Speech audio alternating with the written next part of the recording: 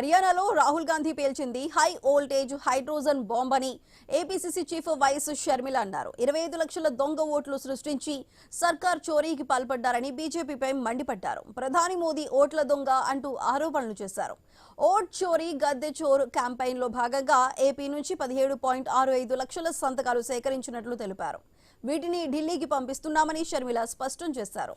ప్రజల హక్కుల కోసం కాంగ్రెస్ పార్టీ ఎప్పుడూ పోరాడుతూనే ఉంటుందని ఆమె వెల్లడించారు.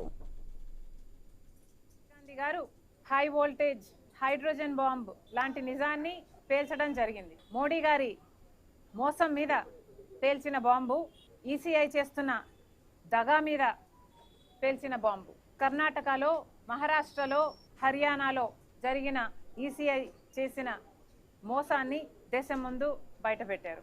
కేవలం 25 లక్షల దొంగ ఓట్లని చేర్చారు కాబట్టే హర్యానాలో బీజేపీ పార్టీ సర్కార్ని ఫామ్ చేయగలిగింది మోసం చేసి. ఇప్పటికైనా పద్ధతి మార్చుకోవాలి, ఇప్పటికైనా నిజాలను బయట పెట్టాలి.